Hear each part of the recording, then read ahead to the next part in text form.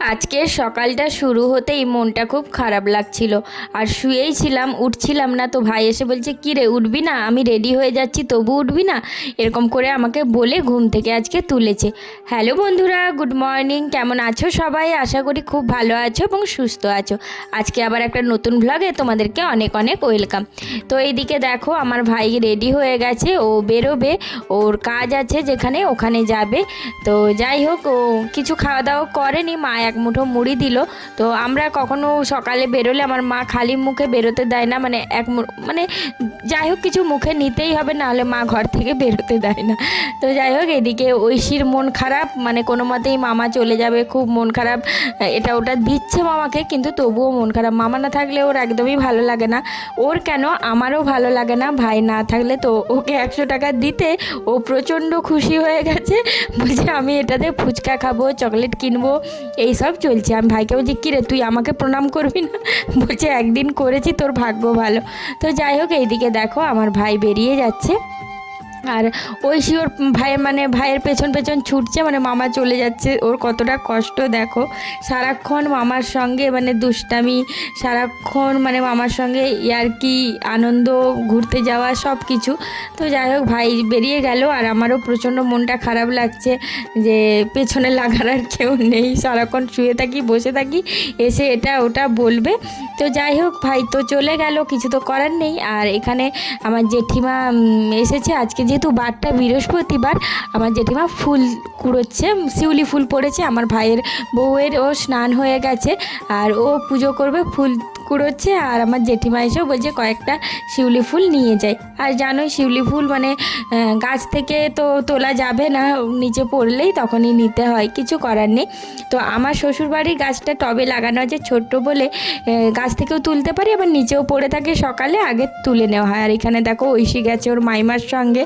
তো ওর মাইমা ওর টুপিটা ভালো করে বেঁধে দিচ্ছে, কারণ বাইরে হালকা বাতাসও আছে। যে বাতাস নেই সেটা নয়, বাতাস মোটামুটি আছে, খুব কম নয়। আর ঐশীকে দেখো এদিকে গাছ নাড়াতে গেছে, আমার জেঠিমা গাছটা নাড়িয়েছিল, তো ঐশী সেটা দেখেছে, খেয়াল করেছে, সেই কারণে ও আবার গেছে গাছটাকে নাড়াতে। কি বলবো, এত পাকা, সে আর বলার নেই। আর আমার ভাইয়ের বউয়ের দেখো চুলে একটা শিউলি ফুল পড়ে গেছে, তো সেটা এত সুন্দরভাবে চুলটাতে আছে। ও আমাকে বলছে, দেখো দিদি কত সুন্দর চুলটাতে আছে। আমি বলছি, হ্যাঁ বেশ ভালোই হয়েছে, যেন লাগিয়েছো তুমি। তো এইখানে দেখো আমার মা আমাকে আজকে চা করে দিয়েছে। মাকে বললাম আজকে তুমি চা করে দাও, ও তো পুজোতে ব্যস্ত আছে। আর ঐশী আর আমার বাবা দেখো কার্টুন দেখছে, মোগলি। আমার বাবাকে বলছে, দাদু সেই কার্টুনটা চালাও, সেই মোগলি গাছে উঠে সেইটা চালাও। তো দেখো দুজনেই বাচ্চা, আমার বাবাকে কিছু বললে আমার বাবার বলবে আমি তো ছোট, আমার জেঠুরা, তারপরে আমার বাবা ছোট, 5 ভাইয়ের মধ্যে আমার বাবা ছোট, সেই জন্য বলবে আমি তো ছোট। তো যাই হোক, এদিকে চলো আজকে একটু বাগানটা ঘুরিয়ে দেখাই। কদিন এই রান্না বান্না খাওয়ার চাপে আর তোমাদেরকে বাগানটা এবারে এসে ঘুরে দেখানোই হচ্ছে না। আমার মা দেখো চারিদিকে মুরগি ছুটির গাছ লাগিয়ে রেখেছে, আর আমার এত ভালো লাগে এই ফুলটা, কি বলবো। তো এইদিকে তোমাদেরকে গাছগুলো দেখায়। আর আমাদের একটা বড় আম গাছ না পড়ে গেছে, এই কিছুদিন আগে একটা ঝড় হলো, এই সামান্য ঝড়েই পড়ে গেছে গাছটা। তো খুবই মন খারাপ, কি বলবো, ফোনে যখন বললো তখন খুবই মনটা খারাপ লাগছিল যে ধরা গাছের আম গাছ পড়ে গেছে, ফলের গাছ। তো খুব মনটা কষ্ট হচ্ছিল, কিছু তো করার নেই। আর এইদিকে দেখো অনেক দিন পরে ভেন্ডি গাছের ফুল দেখলাম, আর এখানে কয়েকটা ভেন্ডিও ধরে আছে একদম কচি কচি। তো ভাবলাম যে তুলে নিই, তাহলে আজকে তো নিরামিষ বৃহস্পতিবার, আর আমাদের এদিকে অঘ্রাণ মাস আর পৌষ মাসের বৃহস্পতিবার খুব সারা বছর না, সত্যি কথা বলতে কি, অমাবস্যা পূর্ণিমা প্রতি মাসের যেটা পড়ে আর অঘ্রাণ পৌষ মাসের বৃহস্পতিবারগুলো তো যাই হোক, এখানে দেখো ভেন্ডিগুলো তুলে নিচ্ছি। মাকে বললাম এই নরম ভেন্ডিগুলো ভেজে দেবে, শুধু এই 3টে নয়, বাড়িতেও আছে, বাবা কয়েকটা তুলে রেখেছে, তো হয়ে যাবে আমাদের। আরও কয়েকটা দেখি পাই, যদি খুঁজে খুঁজে দেখছি যে কয়েকটা হলে আমাদের 4 জনের হয়ে যাবে। আর ঐশী এইসব খেতে চায় না, একটু আলু ভাজা, ফুলকপি ভাজা এইগুলো পছন্দ করে, কুঁদরি ভাজা, কিন্তু ভেন্ডি ভাজা ওই যে একটু লাল লালে টাইপের, তো ওই জন্য ও ভালোবাসে না। আর গাছটা দেখো মুরগি ঝুটির কত সুন্দর হয়েছে, আর পরিবেশটাও দেখো, আজকের আকাশটা এত সুন্দর, তাই ভাবলাম তোমাদেরকে একটু ঘুরিয়ে ঘুরিয়ে দেখায়। এখানে দেখো মূলো শাক, পালং শাক, একটু পুনকা শাক, এরকম করে করে লাগিয়েছে। চলো তোমাদেরকে দেখাই আমাদের বাড়ির তেজপাতা গাছটা। এর আগেও এসে ভ্লগে দেখিয়েছি, এবারে দেখো গাছটা বেশ সুন্দর বড় সড়ো হয়েছে। তো তেজপাতার গাছ আমাদের এর আগেও একটা লাগানো ছিল, কিন্তু সেটা না মরে গেছিলো, মরে যায়নি, ওই মাটি কাটার সময় পুকুর থেকে তখন গাছটা পুরো একদম নষ্ট হয়ে গেছিলো। যাই হোক, এখানে দেখো আমার ভাইয়ের বউ পুজো টুজো করে, আবার আজকে ভাইয়ের বউ বলছি নিজেরই হাসি পাচ্ছে। তো যাই হোক, তিথি এখানে আলুর তরকারি করেছে। এই যে দেখো আমরা সবাই মুড়ি খেতে বসে গেছি। আর বাবাকে বলেছি যে বৃহস্পতিবার হোক আর যাই হোক আমার জন্য কিন্তু চপ নিয়ে আসো, কারণ আমি তো চলে যাব আর এখানে চপ আমি খেতে পাবো না। মানে আমার এখানে এলেই গরম গরম চপ সকালবেলায় মুড়ি দিয়ে খেতে এত ভালো লাগে। তো সেই কারণে আমার বাবা আমার জন্য চপ নিয়ে এসছে। আর আমার মা বলছে আমি খাবো না, মানে মা তো খাবে না, মা মানে দুজনে মিলে পুজো করেছে, বৃহস্পতিবারের পুজো। তারপরে আমার ভাইয়ের বউকে মানে তিথিকে আমি বললাম তুমি একটু খেয়ে নাও, কিছু হবে না। তো ও আর আমি মিলে খেয়ে নিয়েছি।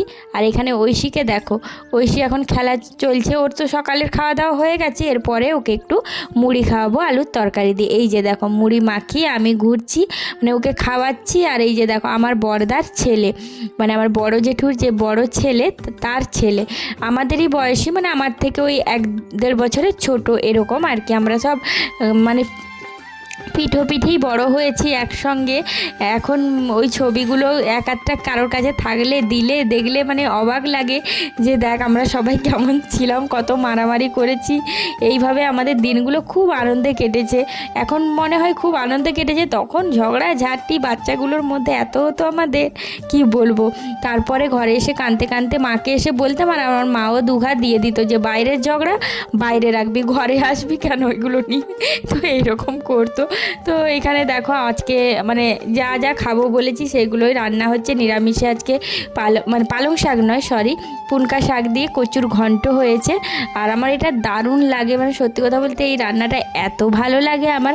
তো মা দেখো গরম রান্না করছে আর আমাকে দিয়েছে, শুধু আমাকে নয় তিথিকেও বললে মানে দিচ্ছিল, ও খাবে না। তো আমার এখান থেকে ওকে 1 চামচ আমি খাইয়ে দিলাম। ও বললো না আমি খাবো না, ও এমনিতেই কোনো কিছু বেশি খেতে চায় না। আর আমার বাবা দেখো, শুধু বাবা নয়, ঐশী আমার বাবার সঙ্গে গেছিলো আমাদের এখানে সামনেই বাজারে।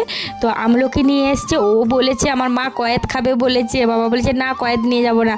তো তারপরে আমলকি নিয়ে এসেছে। আমার বাবা কোনো দিনই আমাকে কয়েদ খেতে দিতে চায় না।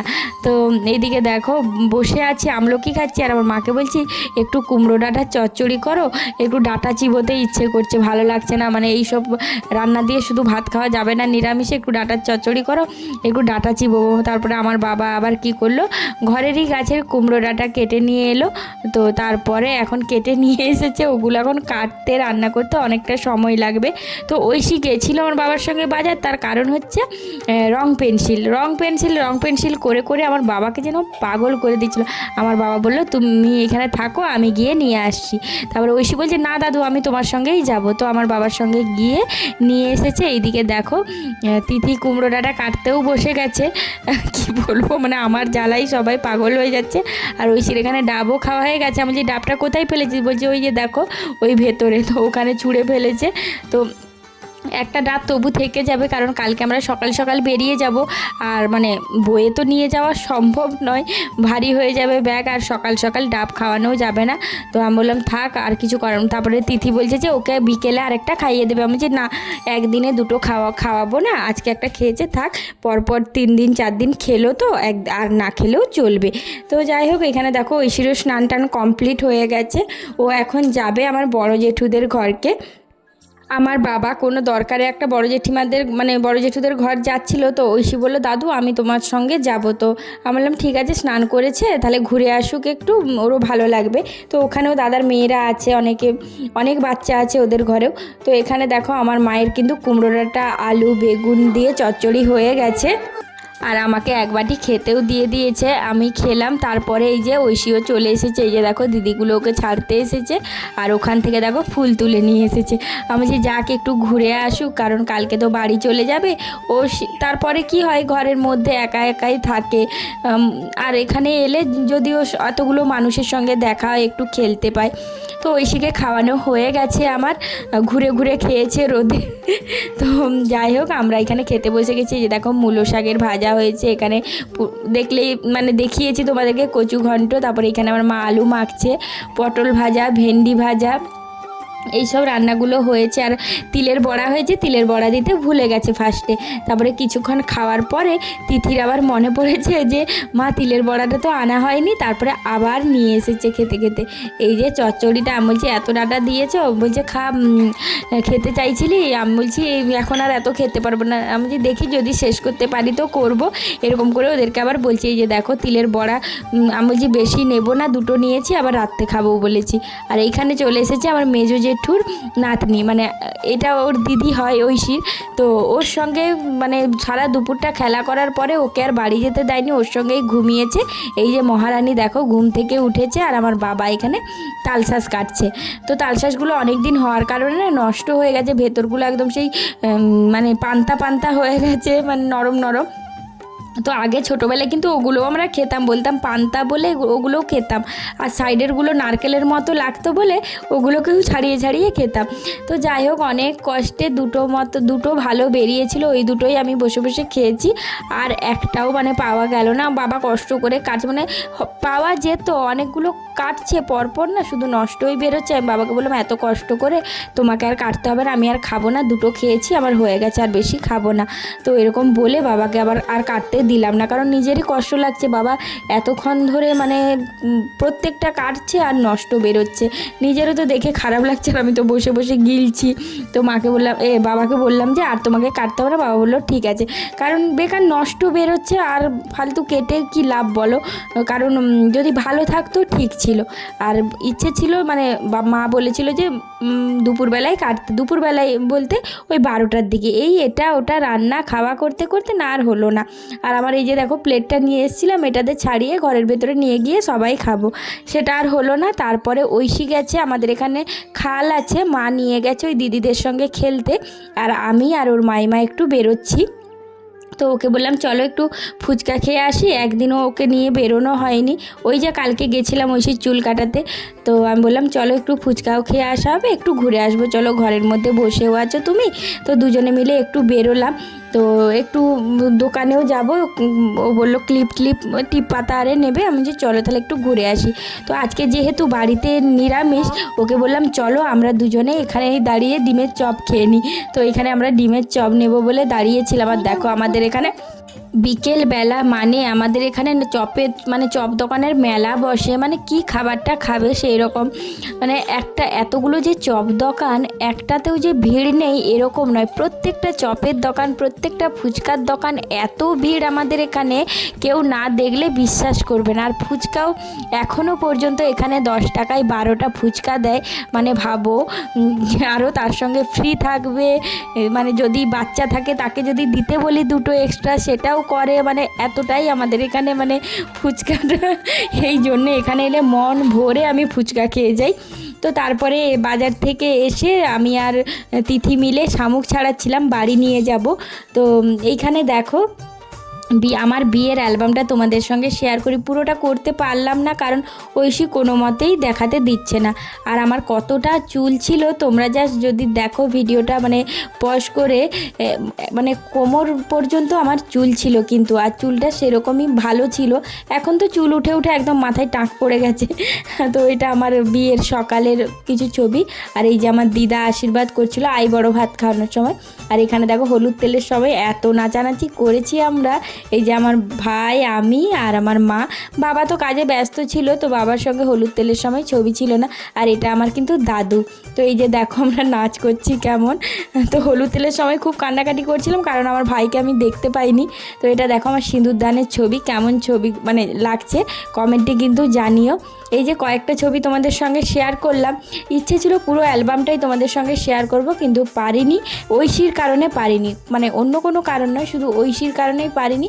এসে করে শুধু হাত দিয়ে ঢাকা দিয়ে দিয়েছি, আমি 2-3বার ভিডিওটা মানে করেছি, তারপরে আবার ডিলিট করতে হয়েছে। এই যে দেখো এটা হচ্ছে আমাদের নান্নিমুখ শ্রাদ্ধ যেটা হয় তখন, মানে গায়ে হলুদের পরে স্নান টান করে আসার পরে।